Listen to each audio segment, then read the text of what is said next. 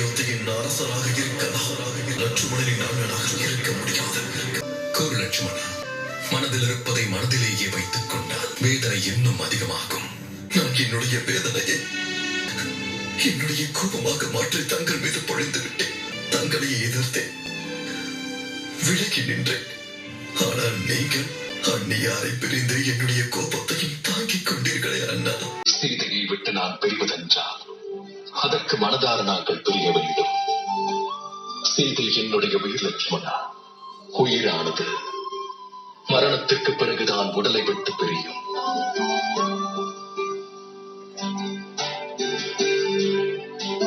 உன்னை பொறுத்தவரை உன் கோபத்தில் என் மீது அன்பு இருந்தது, உன் அன்னையின் மீது அன்பு இருந்தது. அன்பு என்றும் தவறாக இருக்காது லட்சுமணா. என்னை மன்னித்தருளுங்கள். தங்களுடைய முடிவை நான் எதிர்த்தது உண்மைதான். தங்களின் தியாகத்தை அரசரின் ஆழமாக கருதினேன். ஆனால் இன்னொரு உண்மையும் இருக்கிறது அண்ணா. இத்தனை ஆண்டுகளாக நான் உங்களை கவனித்துக் கொண்டுதான் வருகிறேன் அண்ணா.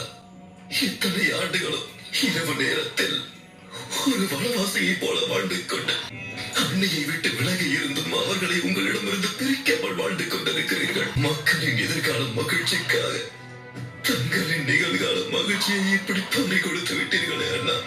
மிகவும் பெரிய தவறை இழைத்து விட்டேன், என்னை மன்னித்து விடுங்கள். சீதையை பிரிந்ததில் நான் எவ்வளவு வேதனை அடைந்தேனோ அதே அளவு வேதனை எனது லட்சுமணன் என்னை விட்டு பிரியும் போதும் ஏற்பட்டது. நான் நிச்சயம் என் முடிவை புரிந்து கொள்வான். என் வார்த்தையை நம்ப லட்சுமணா. சீதை கூடிய விரைவில் முழு மரியாதையோடு அயோத்தியை நிச்சயம் திரும்புவார்.